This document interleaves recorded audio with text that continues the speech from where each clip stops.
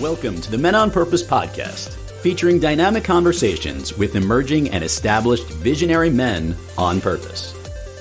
Thanks for joining us today as we celebrate the men on purpose who are committed, creative, courageous changemakers, living their best, most fulfilling life possible. Now, here's the host of Men on Purpose, Ian Lobas.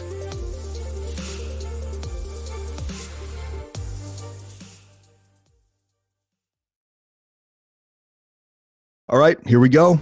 Another episode of the Men on Purpose podcast. And you know why I love this episode? Yeah, I'm talking about the episode in the beginning. It's fine. I love this episode because I've known of this guy for a long time. Not a long time, couple years. And it's so exciting that the universe aligned and brought him to me through a booking agency. And we talk about so many amazing things on this podcast. You're in store. Oh man, medical stuff, health and fitness stuff, tragedy, a ton of personal development. The best part is his way of communicating this information is amazing.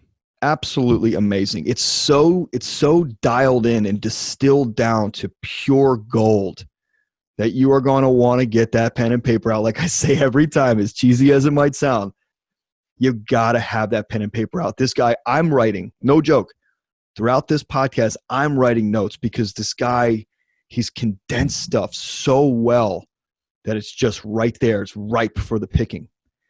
So let me just tell you about him, right? Dr. Anthony Balduzzi. He's a health and weight loss expert, and he's the founder of the Fit Father Project and now the Fit Mother Project. And he's I don't know if the guru is the right word, but the guy is just purely aligned in his mission. He had some things happen in childhood, and he is so aligned in his mission to bring health and fitness and healthy lifestyle to the world that it's invigorating. That's the best word I can describe. So his programs are leading health and weight loss programs for busy men and women over 40. But it doesn't mean you can't take any of these if you're under 40. I'm under 40, and I find his stuff to be really amazing and very helpful. So he's got 2 degrees, one in nutrition, one in neuroscience from the University of Pennsylvania. And he's got a doctorate in naturopathic medicine. Former national champion bodybuilder. He is so proud of the fact that he's helped tens and tens and tens of thousands of families all over the world in over 100 countries lose weight and get healthy through his Fit Father and Fit Mother project. And I'm going to tell you, it's just, when you have a conversation with somebody and you just feel it, that's this episode. So stay tuned, buckle up, get your pen and paper out, get your iPhone out, get your note app up. This one is chock full of gold. Here we go. All right, Anthony, let's rock and roll here, man. So I want to give people a little bit of a background. I've known about you for a while, and then the people that book you on podcasts or promote for you sent me an email and said, would you be interested? And I jumped on it right away. And so here we are, man. And I'm really excited about this because I think you have an amazing message and discipline and just embodiment of what it means to have to live a life on purpose in a very healthy way.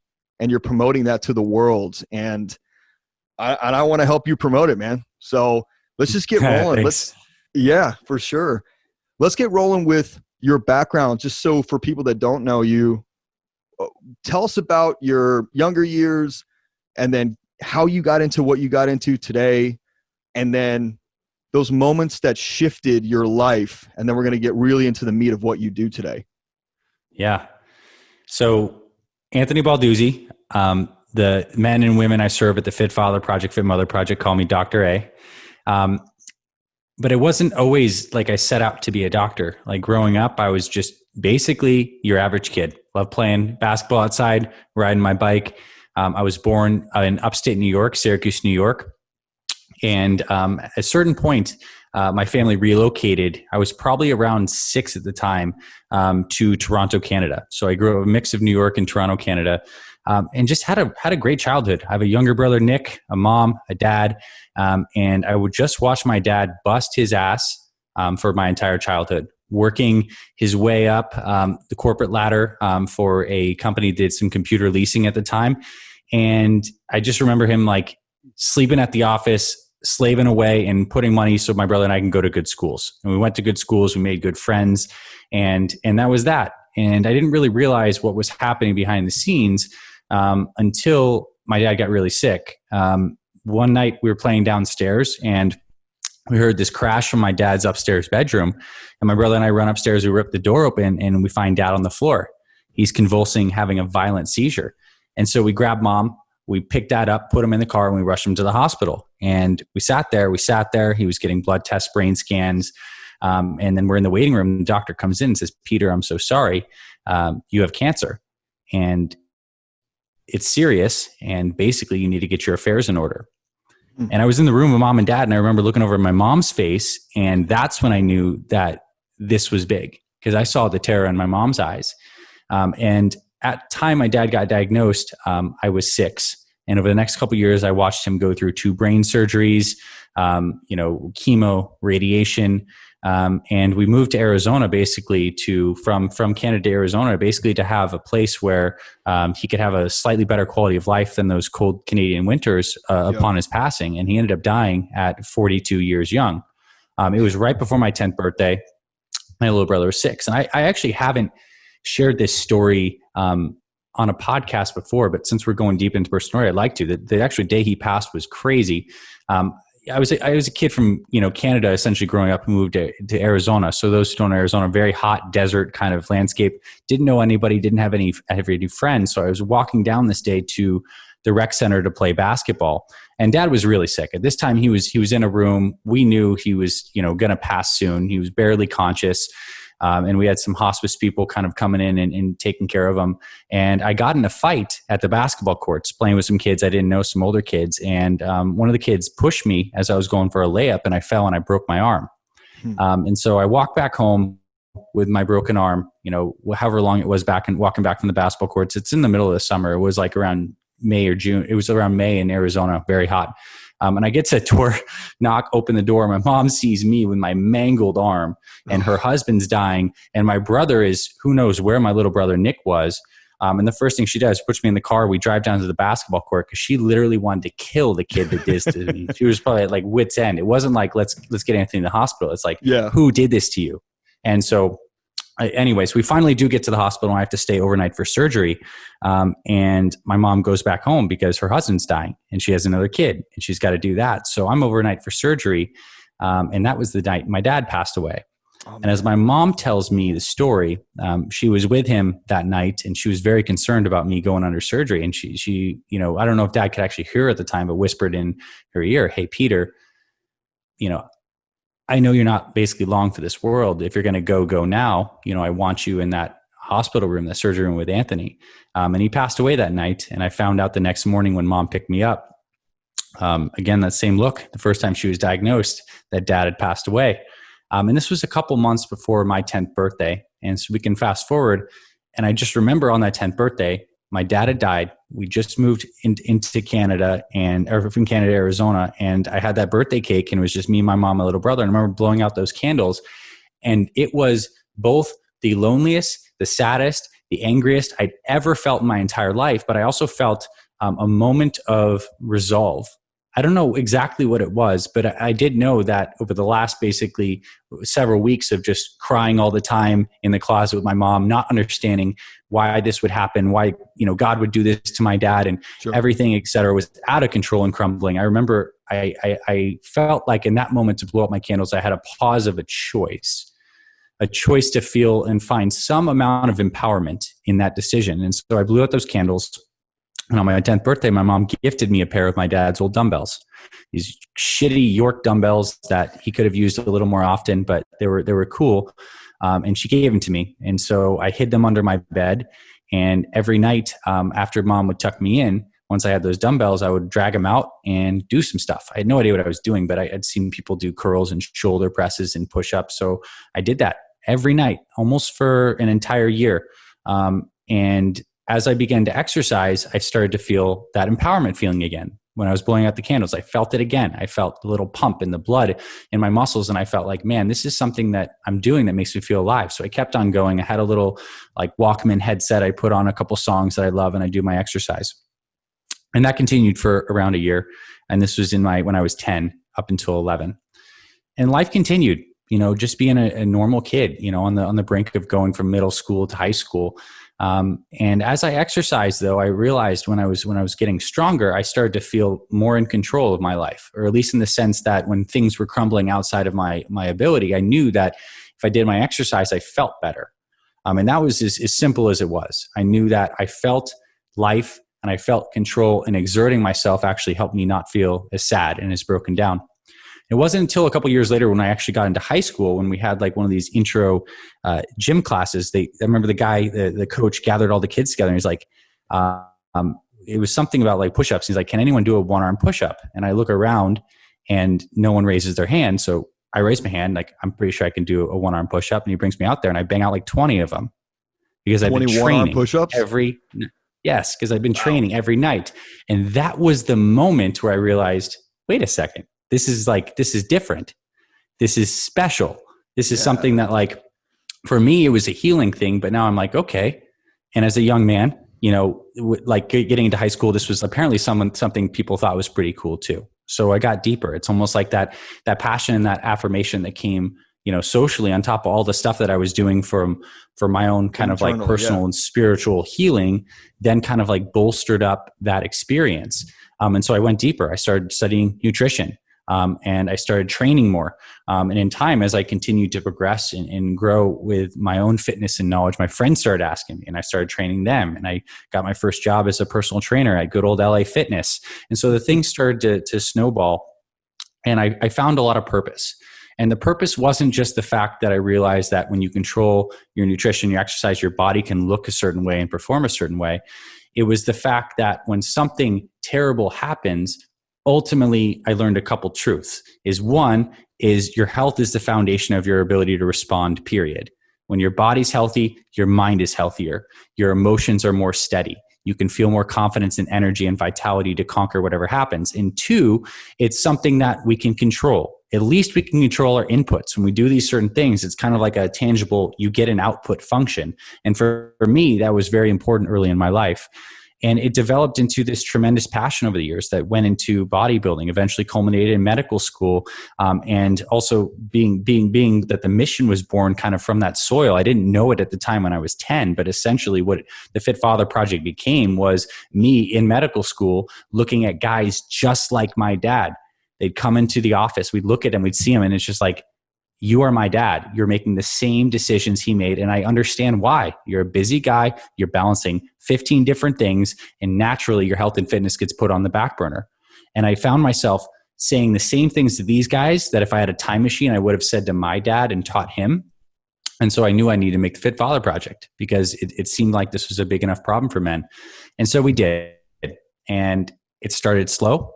And it continued to grow momentum over the last 10 years to the point where, I think my team and I have helped 500,000 guys in over 100 countries in some capacity lose weight, build muscle. So it's been an incredible journey. And I really do look back and thank those experiences and thank my dad's life and thank my ability to respond to that as being such like a blessing for creating purpose and a vehicle for me to develop and to help other men. Jeez. Okay. That was amazing, man. You're giving me chills for a little bit. And I'm pretty sure that everybody listening to this, I didn't want to interrupt you. I have so many questions for you. Let's unpack it. We might just drop the mic at this point and publish this thing. No, we got to unpack this. So let me go back to that day where you were blowing out the birthday candles. How did you know? Because I know as a 10-year-old kid, I felt my dad's an entrepreneur. My mom was a high-level medical professional, and I felt so disconnected from the world. I don't think I ever could have had those thoughts at 10 years old to kind of take back my power or to find my power. How did you How did you know how to do that? Did your dad teach you that? Were you studying personal development? I mean, or is it just what you realize now was that, but back then it was, how do I channel this energy into something that makes me feel better? I think it's that I was gifted the opportunity to experience the polarity of powerlessness intensely. So, I mean, everything is kind of has that polarity, right? There's power and there's lack of power. And I think because I had a situation that swung our family so deep into this instability and lack of power feeling, that the natural almost gravitation of emotion is there's only one way out, and it's across that continuum of that duality into more power. Sure. And I also think it came from a place of exhaustion. Like after so many weeks of just feeling crushed, like there's only so much more you can cry before you're like, I'm not going to do this again today. So right. I think there were seeds of that kind of came, but going through it's not that I almost feel like I didn't choose it. It was just kind of what the situation presented with and kind of molded me into that. I didn't have the foresight. I hadn't studied personal development yet, although I did get into that a couple years past that. But yeah, I think it was just because of those intense experiences allow you to experience the extremes, and they can bring that strength in proportion to the level of challenge. Yeah, there's everything happens for a reason. And with the death of a loved one, unfortunately, we're at that fork in the road that you had a choice. You could have gone down a very dark road, which I've had some friends whose families have passed or whose parents have passed at a young age, and they go left and they figure out how to calm that pain with substance and with a bad crowd, that kind of thing, in addition to other things. But to feel in your physical body, and I know this feeling because, and people don't believe me when I tell this story, but when I started my business in real estate and I left my dad's shipping company in 2012, and even before that, I learned this, like I broke my pelvis on a 4-wheeler accident in 2009. I knew that the pain, the depression, the pain that I felt inside, I knew that I could make it hurt more physically on the external, right? On the muscles, even though it wasn't external. I knew that I could feel real pain, and I could make myself feel more pain than I was feeling inside. And so I was, remember P90X?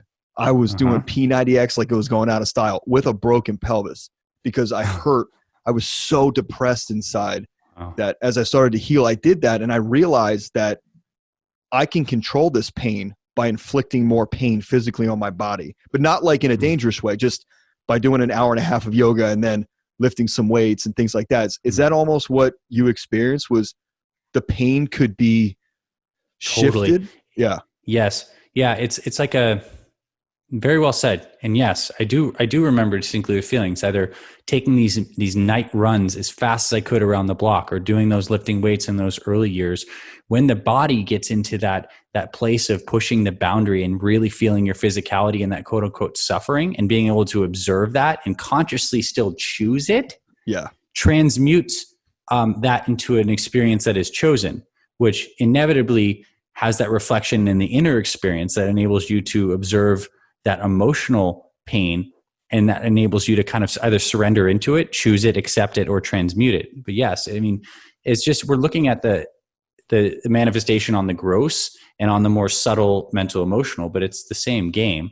And that's why what I have found too is that exercise in particular, I'd say especially for young men, and weightlifting is one of the best personal development tools, because when you are squatting with a bar on your back and you're on rep 8, 9, 10, and it gets really hard, it teaches you to choose that pain because you set out to do this. And that rep, when you get 8 and then you get 9, then you get 10, then maybe even you get 11, that skill set that's developed by choosing that physical dimension of pushing forward is what translates into every other area of your life. When you're unmotivated to work, that same skill set applies. So yes to all of that. I'm so glad you brought that up. So transmutation is a perfect word for what we're talking about. Very Napoleon Hill, right? From, oh my God, I'm blanking. Think and Grow Rich. Think and Grow Rich. Transmutation of that energy, right? So I think it was chapter 9 or 11, where he talks about sexual transmutation, channeling that energy into something else versus expending it on something that's pretty fleeting. And so I like that the way you said that in terms of pushing yourself and saying to yourself, I chose this. I didn't start squatting this bar because somebody forced me by gunpoint. I chose this. And I think more people need to understand that they've chosen other things in their life, whether it's happened or turned out the way they want, or the situation turns into something that they visioned or envisioned. They chose that. And so rep 8, 9, and 10 and beyond is on you. You got to keep pushing yourself through these things. And that's a lot about what we talk about on this podcast, is that at rep 8, if you quit, your brain wires itself to say, I don't push. Now, if you go 8, 9, 10, if you really want to rewire, then you go to 11 and your brain says, oh, I can do it. Okay. And now it starts to do some small wiring that says, I can push past my limitation.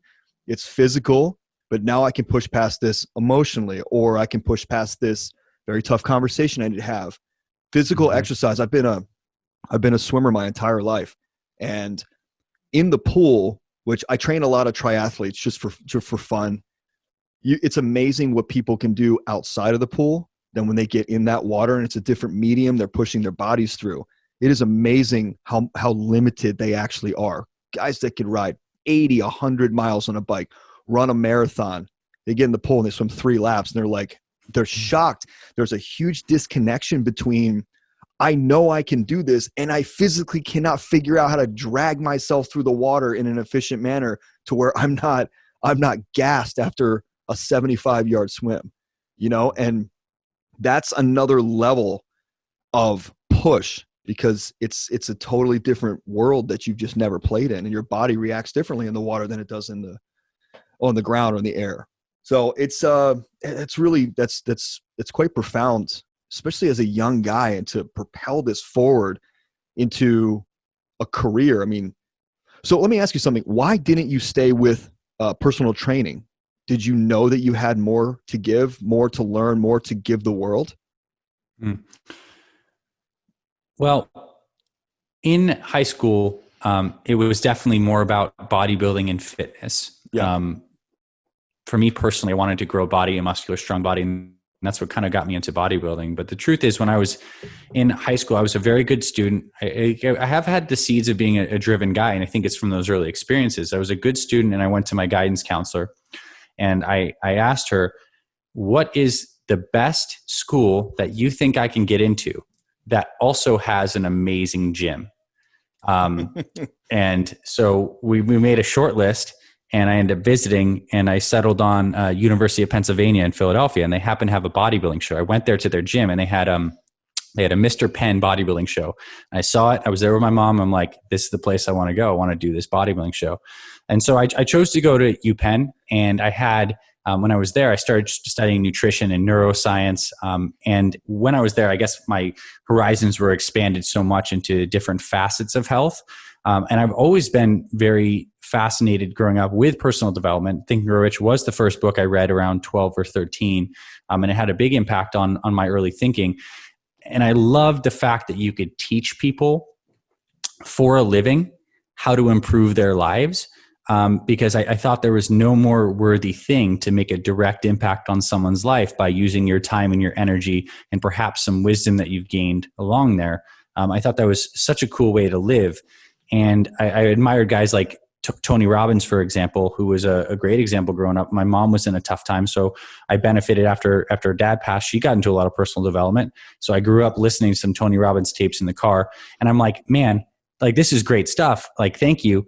And what's it going to be like to actually have a life where I can help people in that way? And so I started getting interested in that world of business and entrepreneurship, from the sense of, how can I do this? And I realized too that in the space, the best thing you can be to help people when it comes to your health is to become a doctor. is to become a physician. It's to take your education to the highest level that you can there, because it commands, credibility and respect for a lot of people. But also because there's so much that you learn in medical school that just you're not going to go out and learn unless you're forced to through this rigorous battleground that is medical school. So it was a number of those factors, but I did get into medical school knowing that I didn't want to necessarily practice traditionally in office. I wanted to be out there and teach people for a living how to manage their health. And that really blossomed in college too, when a lot of people started training with me. I love that. So I was going to ask you, how did you pick up Think and Grow Rich at 12 years old? But that explains it. I had my mom did remarry to my stepdad. He's an amazing guy, and he was an entrepreneur. So he definitely had read a lot of these books on leadership and Think and Grow Rich, and I think he was the one that originally gave it to me. And I guess I was kind of lucky. And you mentioned too, like, why did you not turn to drugs and alcohol? I think I just got lucky. I was 10. That wasn't on my radar. If I was 14, 15, 16, probably. Very well, perhaps. But if I was the age of my brother, 6 at the time, I might not be able to have really processed it in such a way that you can when you're slightly older. So maybe I was just in that Goldilocks zone of being able to respond well and having the right influences. Who knows? The point being is, like, this is what it is, and this is how it happened. Yeah. And there's do you follow any, landmark education? Yeah, absolutely. So one of the big things that came up for me, or landmark language that occurred for me when you were speaking, was that at 10 years old, you didn't make meaning of what happened. You actually just got into action. I mean, you made meaning while you were processing that, the anger and the fear and the stuff as you walked to the basketball court, or you blew that cake out. You're processing all that stuff very quickly. And it's almost like the universe designed this situation because you had this insanely higher purpose in life, and it's very interesting to think about that. Like sometimes we think when somebody passes away at 42 years old, that's just too early. There's so much life to be lived.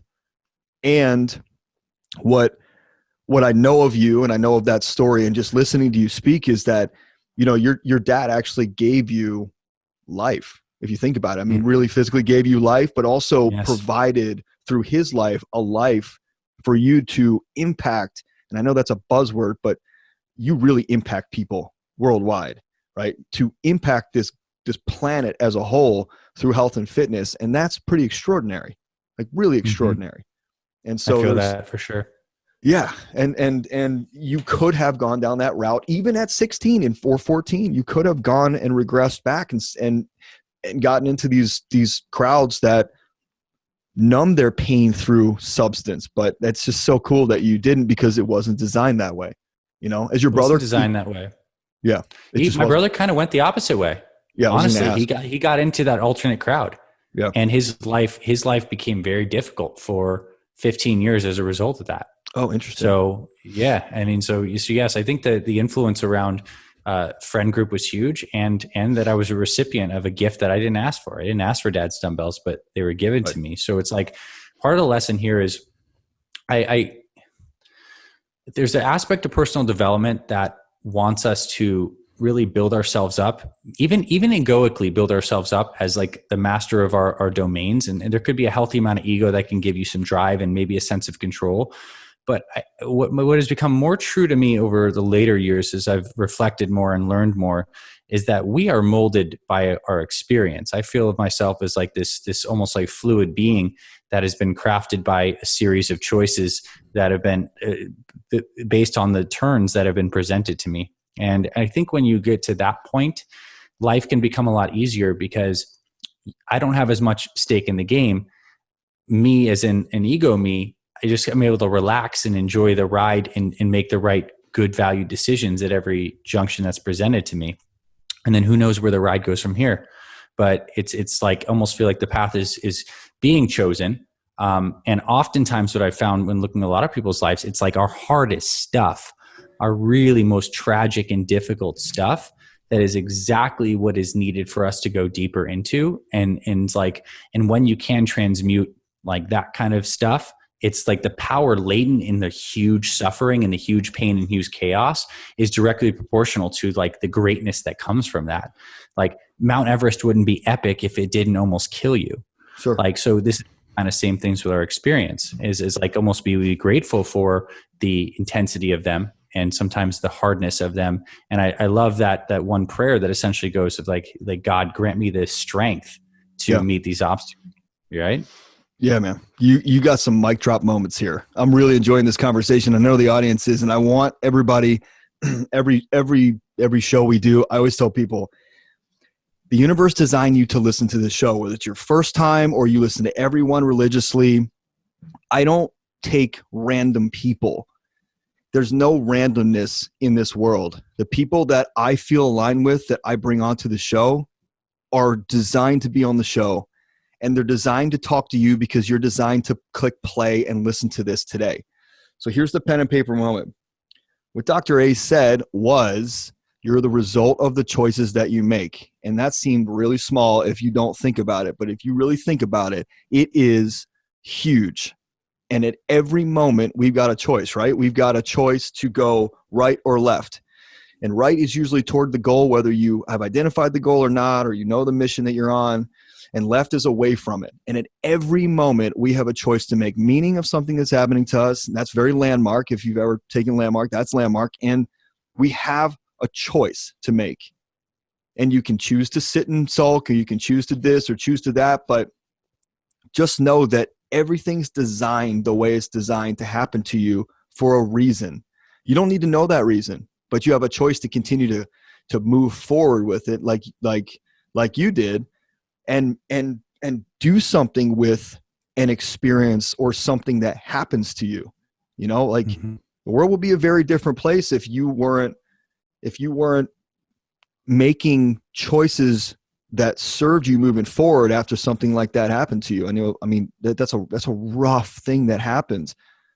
And all you did was just make a choice to pick up dumbbells to make yourself feel a little bit better. But that choice went to something else and it exponentially grew like a snowball. And I think that is fascinating.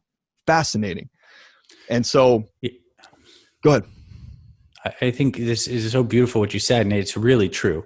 Definitely in my experience. And I want to make one distinction between pain and suffering. Like the pain you feel from the loss of a loved one is a natural reaction, as a byproduct of a change in something very dramatic about your relationship with them. But it's different than suffering, because I can honestly say in high school, after only a couple years after my dad had passed, the pain, it had gone. It had gone. The pain had healed. And from that pain came the blossom of all this mission. Now, suffering is a different thing. Suffering is that continuous, like low grade, nagging feeling in your soul or in your body or whatever, that like, you know, you're off course and it's kicking you and it's constant and it's there. It's like that ghost or that whatever that is that's hanging around you. And that is something that is our constant course corrector. It's like when we feel that, we know we're out of alignment. And that's why suffering is like the great gift and the great teacher. If we know we have an area of our life where we're suffering, it is because that is our course correction, because we know it's not in the right path. So we listen to the suffering. What I can honestly say is like the pain was an episodic thing for me, but the suffering did stop because I was able to move forward in that path. And so if we do have areas of our life where we're suffering, it's the perfect place for us to examine. And then when we do get aligned, the suffering stops. It's not to say it won't be hard and it won't be like rep 8, 9, 10, because that stuff's required when you're really pushing at something, but it's not suffering. It's chosen. Yeah. And you can choose, like I tell a lot of people, you know, my wife and I have a very large coaching business, and we coach people on personal development and transformation and business build. And my wife and I have started coaching people on being married in business together, because we're not experts, but we have succeeded over almost 8 years, almost 9 years together in business and as parents and as a great couple and partners. And so it's interesting what you said about like you can choose to suffer.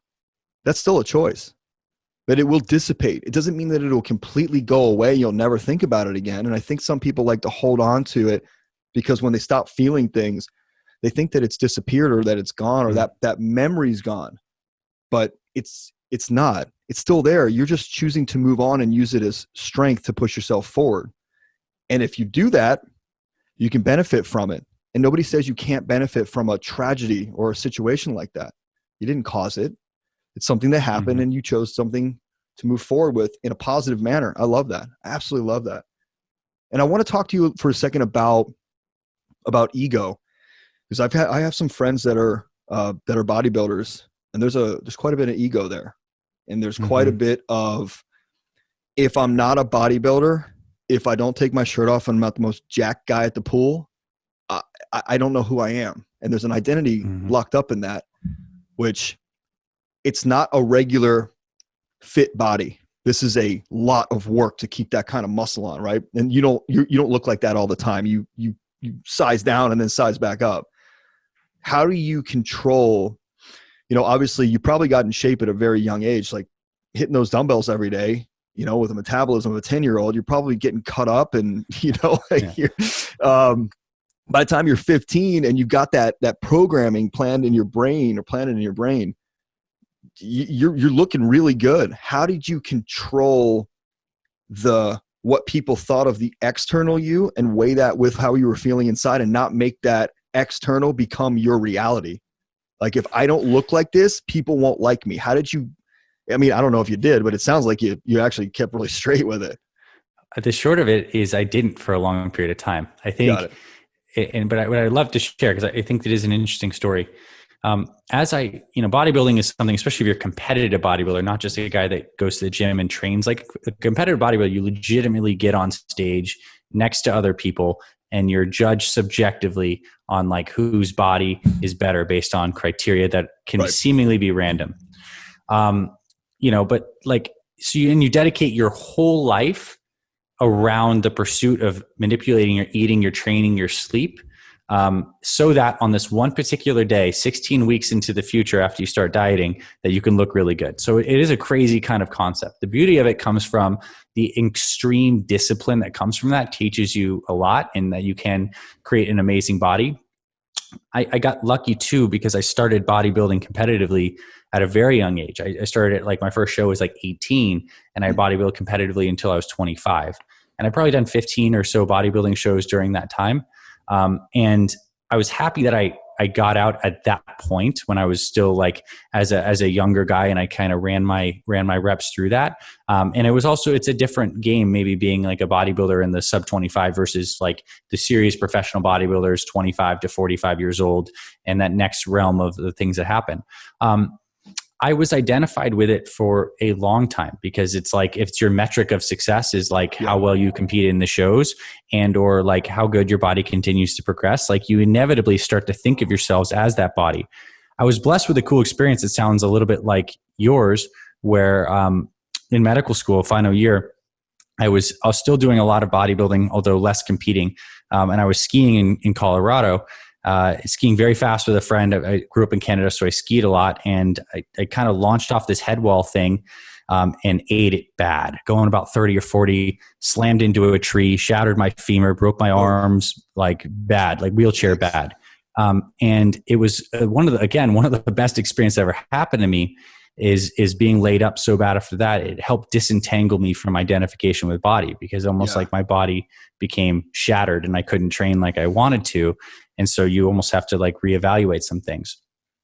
And I think if I look back, it is when we get entangled with things, like with our ego perceptions, they ultimately will cause us fragility and suffering. Like, these are the byproducts of that. They may feel strong at certain times, but we all know when our ego gets poked in a particular way that it can really hurt. Whether it's, for a lot of men, it's oftentimes in relation to women, are a way to kind of poke on egos, or maybe with other men. Maybe it's just my experience, but what I've learned is that suffering that comes when our personality, our ego personality, is triggered, is the exact indication for us to examine it. It's kind of like what I was trying to say before, is like suffering is the way. And when we see that, it gives us a moment to like step back and like look, because when you can start to deconstruct those attachments to identities, the body being a huge one for a lot of guys, then you become so much stronger and more fluid because, I'm not even half as jacked as I used to be. And and I'm legitimately like stoked on it. And I teach fitness for a living, and there's people who are way better looking, more fit, stronger, but like, it's not about me anymore. And it gives me such a sense of freedom to be able to almost be like this channel of both service and on this roller coaster life of like, I'm seeing these right and left turns and I'm just taking them as I like to the best of my ability and experiencing the pain if I'm off course and recourse correcting. But it's a beautiful place if someone can get there, because it is very freeing. And I do look back on the years of heavy body identification, lots of bodybuilding, wanting to be the most jack guy in the room. And I smile, and those were the exact reps I needed to run at the time. I needed to do all of that stuff to get to where I am. I couldn't have like skipped that step. So it was like a part of the development. So I didn't avoid it at all. I just had, again, some unique experiences and choices that enabled me to kind of like move past that into my next stage of development. And perhaps when I look back, I could say that if I were to have found myself really stuck and stagnant in the same kind of mode of thinking for more than like 3 or 4 years, then something was not right. Like, I've had so many different iterations of like world views, spirit views, business views that seem to be radically different from their previous iteration. And that's been a theme, and maybe it continues, maybe it doesn't. But like, looking back, if I were to examine my life now and I feel like I'm super stagnant in my thinking, then I know that the growth is not happening in the background. How would you, I want to talk about your mission for a second, and I want to get into Fit Father Project. So a lot of people have come to me to help them identify their mission and subsequently their purpose within that mission on this planet. I know people, I know plenty of people, there's plenty of people listening right now that just don't know what they're doing here. They're providing for a family and they're being a good parent, or maybe they want a family and they've got this cool job, but they're not sure if this is it. And they're doubting that this is what it's really all about. You've had a very clear understanding of a mission, maybe not this entire time. I want to know, when did that become crystal clear to you that like the Fit Father Project is direct correlation with your dad and his health and the way he operated his life, correct? I mean, it's like, that is a crystal clear mission that you should be on, no doubt, to help other people in those, especially in those age ranges over 40, to not have to go through what you went through or what your dad experienced from health and stress and cortisol and trying to balance a ton of stuff. How would you help somebody to identify their mission if they're not as clear as, that is a very direct correlation for yours, but how would you help somebody identify their mission if they don't have that clarity?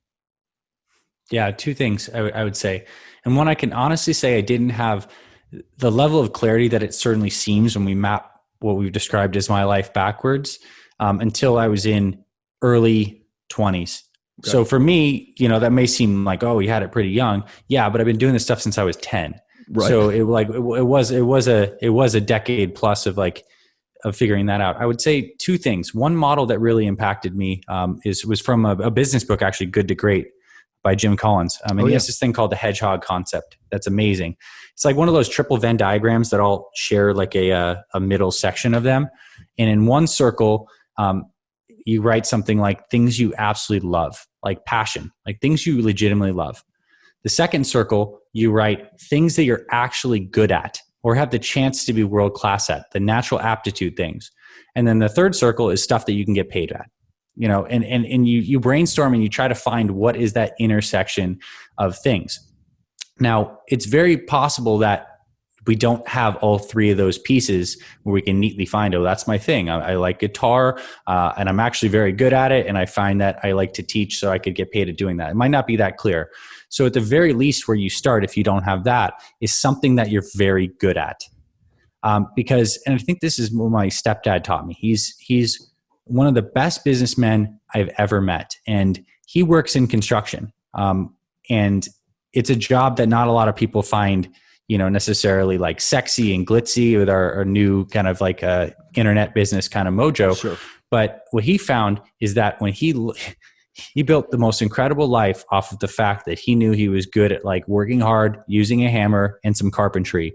And the passion almost came later out of that. Like, so in a way, if you really are stuck, skill and the confidence in that skill breeds competence, because the things we seek truly, if we're honest with ourselves, are not domain specific.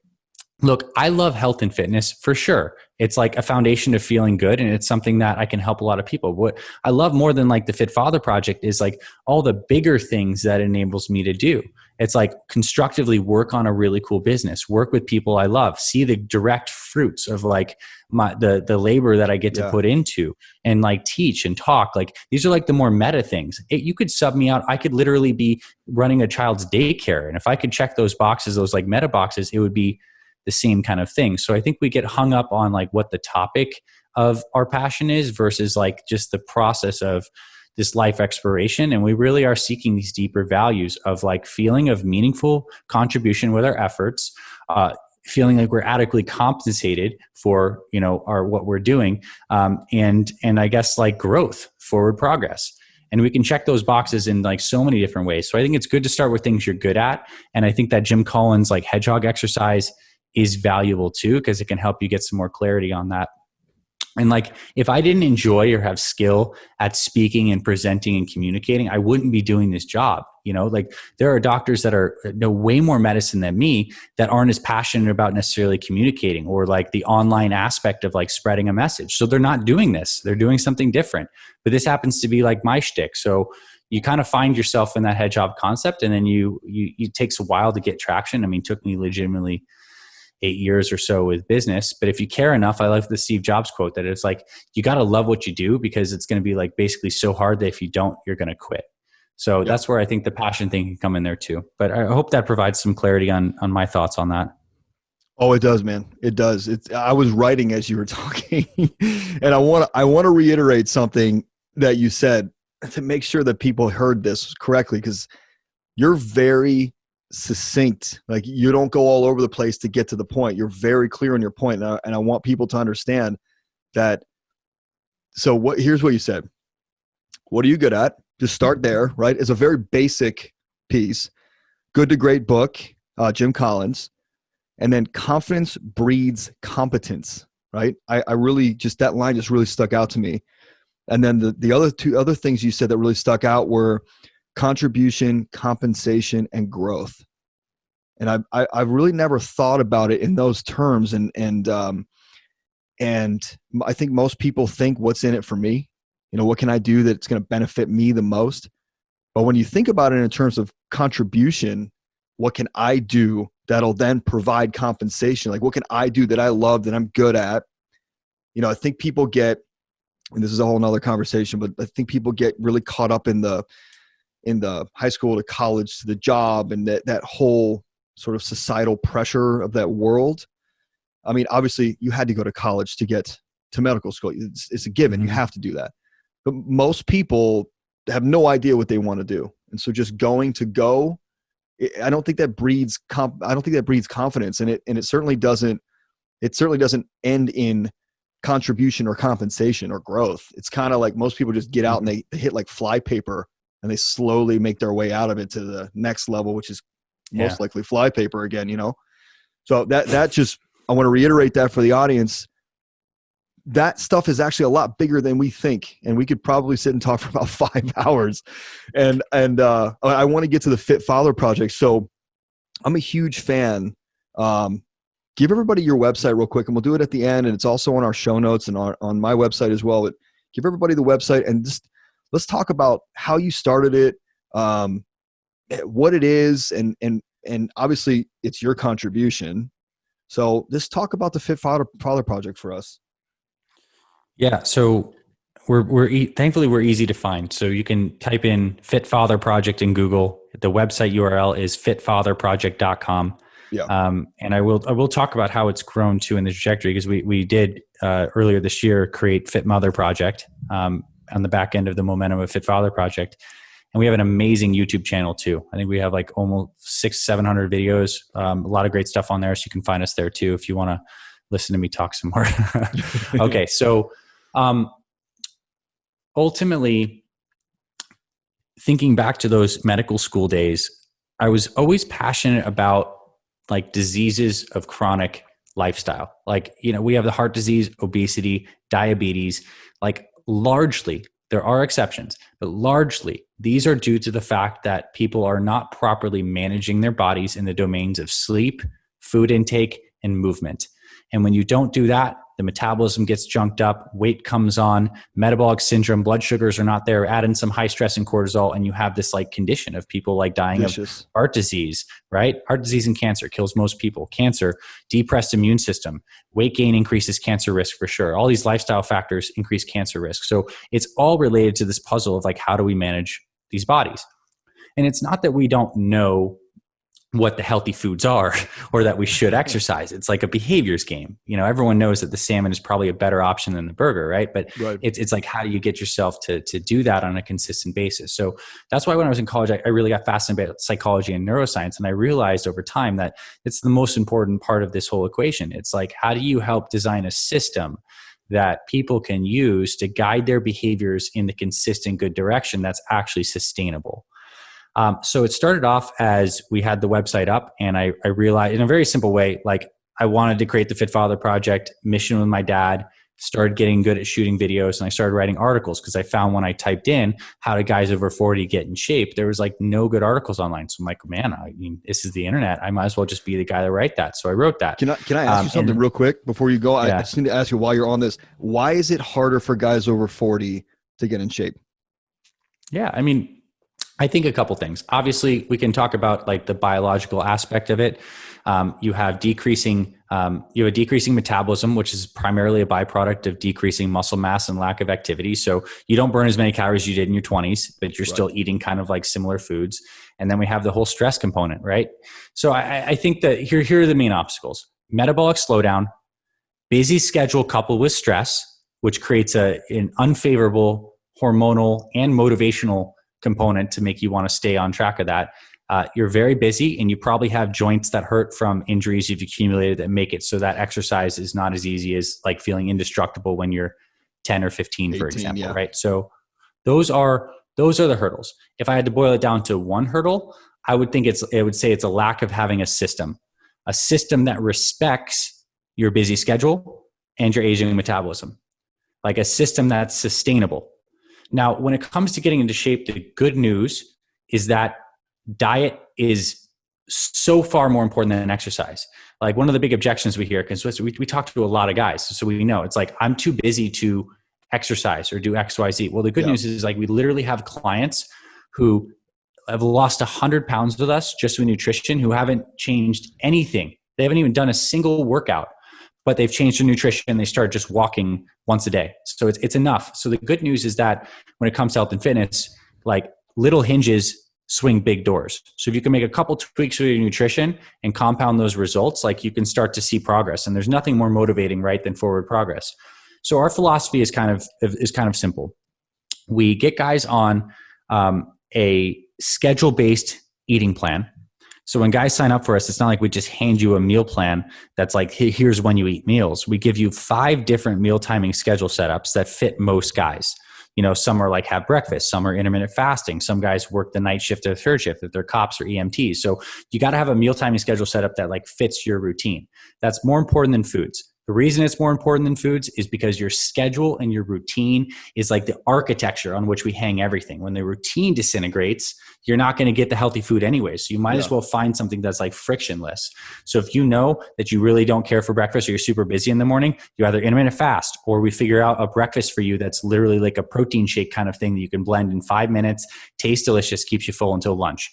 Whatever that is, we get you that schedule-based meal plan.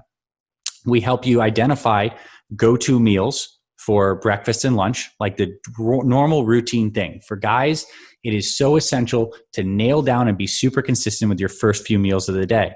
Again, doesn't matter if you fast or not or whatever you do with your diet, but you got to basically be eating a subset of a similar things in those first few meals, and then you can have variety at dinner. Because during the day when we wake up and the mind starts racing because we have all the work stuff that we have to get to, the family stuff, you need to have no decisions to be made. Just consistency early in the day. So you have these basically pre-planned go-to foods, go-to meals. We teach you how to like prep the stuff so you don't have to think about it. And then you can have more flexibility and variety for dinner. And when you start to do a plan that has this, and there's obviously like intricacies, we go into all this like in our program, you can finally be on something that feels like sustainable with your healthy eating. And notice that we're not saying, oh, you need to be keto or you need to be paleo or vegan, vegetarian. We have guys on all different types of eating setups. It's more about the structure and this rhythm. And then from there, guys start losing weight. It's not uncommon for guys to lose 3, 5, 10 pounds in their first week if they're super heavy. And that's motivating because when you start to see, wow, I'm already feeling better just from these little changes, then you have a little more of that energy, that emotional energy and that physical energy to want to exercise. When it comes to exercise, we believe that there are 3 different types of exercise that guys over 40 need to be doing. It's strength training, it's some kind of cardiovascular training, and some kind of flexibility-ish stuff that keeps you mobile, because ultimately that's the quality of your life. As you get older, if you lose the mobility, we've seen it happen to our parents, grandparents, et cetera. And so we kind of combine those into what we call metabolic resistance training workouts, MRT workouts. In a way, it's like the safe kind of like P90X that's for like guys over 40. So all the exercises are like very joint friendly. And it can be done at home with like a pair of dumbbells and around like 5-10 feet of floor space. So it's really good because you want to remove the obstacles. You don't have to go to the gym. You can do it at home. The workouts take about 45 minutes. And the beautiful thing with those types of workouts is like you can increase your metabolic rate for up to 24 hours after a single session. So imagine this, you're a guy in your 50, you have a slower metabolism, you're busy. If you can budget 35 minutes 3 times a week on Monday, Wednesday, Friday as a metabolic investment, a little over like 100 minutes per week. I know you're busy, but everyone pretty much has that amount of time. You have a metabolism that's boosted throughout the entire week. Because you do it on Monday, you got a metabolic lift on Tuesday. You do it on Wednesday, metabolic lift on Thursday. Do it on Friday, etc. And so then you have a metabolism that's definitely burning more. You have a schedule-based meal plan, and then we throw guys in these basically like fraternity groups, these chapters where all the guys in the program are in there together, sharing the struggles, sharing the wins, talking about things like real talk. We put them in these chapter groups, and that's kind of our recipe, and it works super well.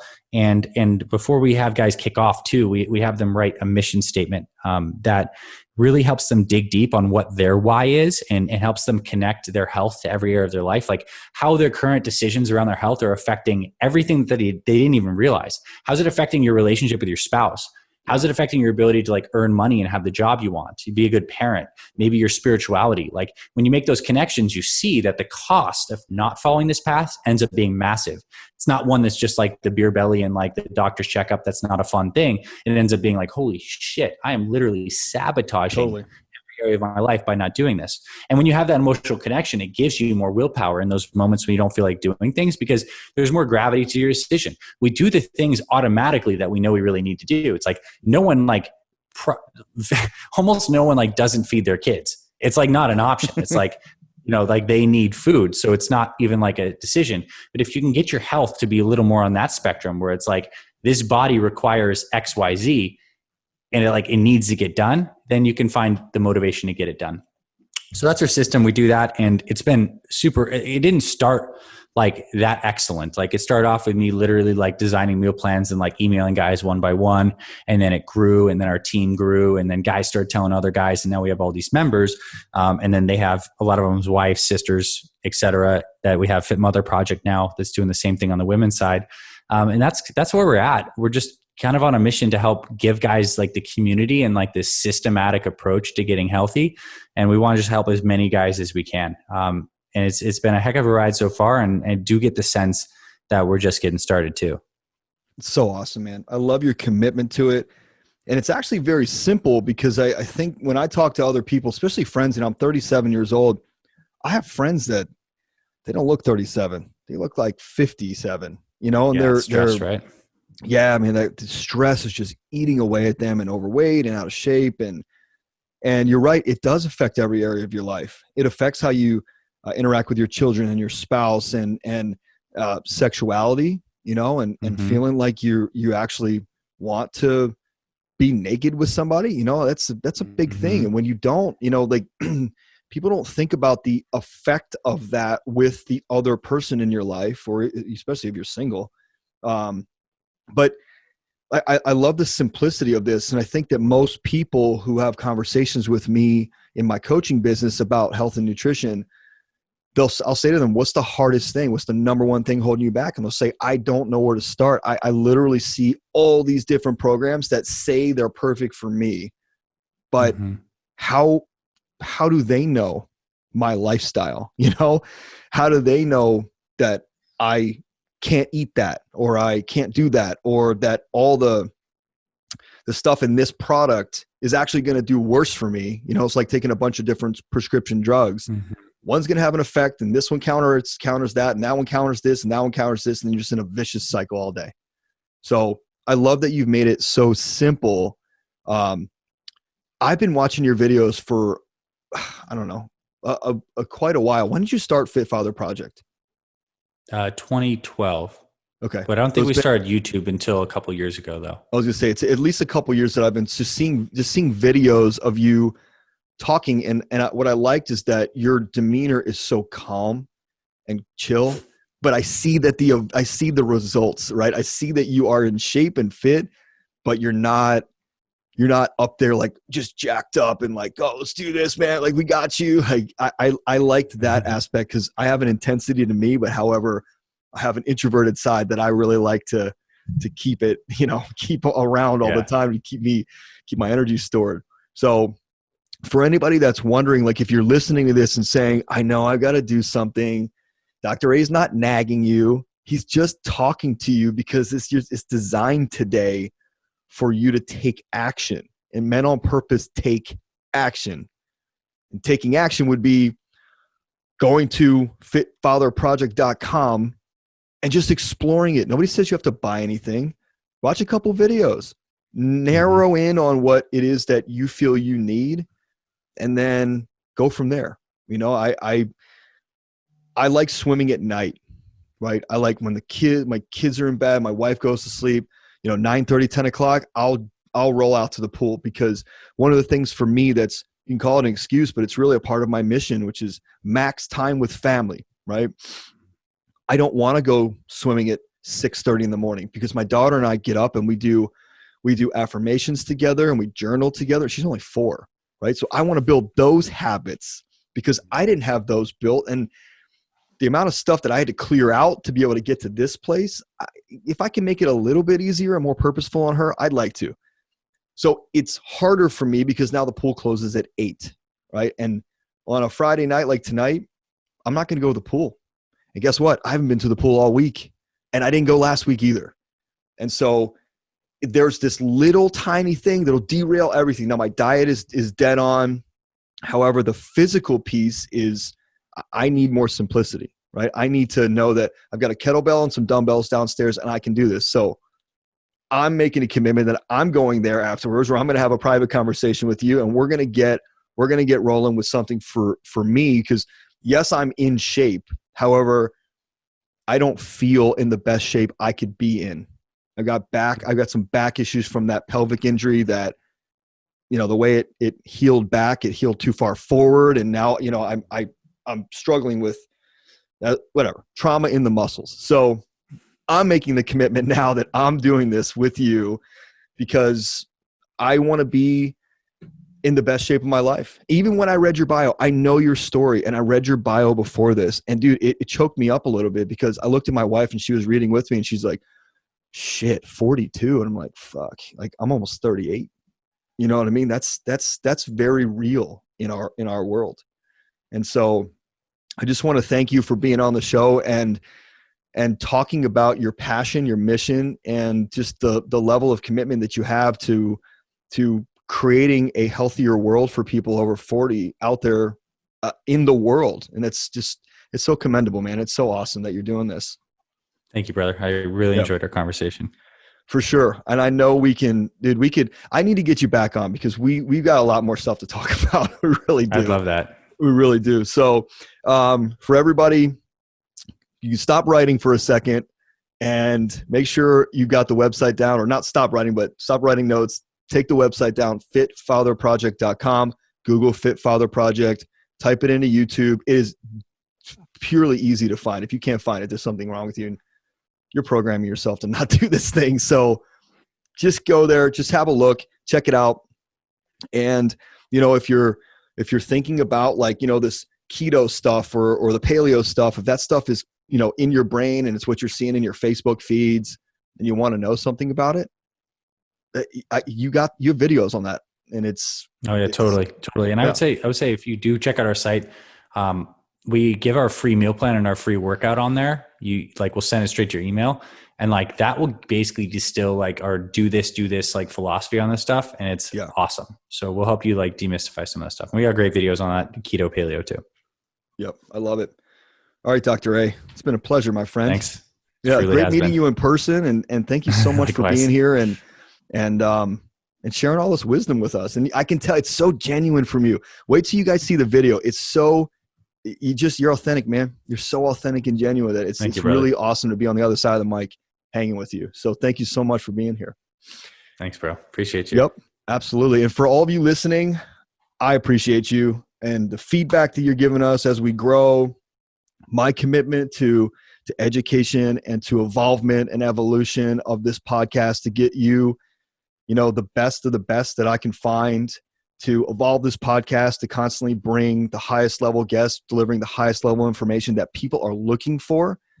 We don't want to just talk about random stuff. We want to talk about stuff that people are looking for. And this conversation today, that was it. I feel it. I love that everybody is in such support of this podcast. And I thank you for listening and downloading and giving us feedback.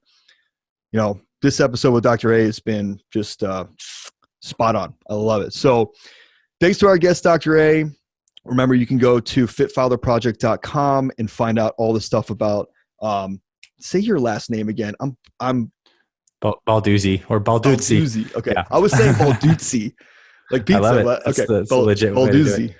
Got it. So Dr. Anthony Balduzzi, it's been a pleasure. And again, fitfatherproject.com. You go to my website, ianlobos.com. It'll be in the show notes. You can't miss this stuff.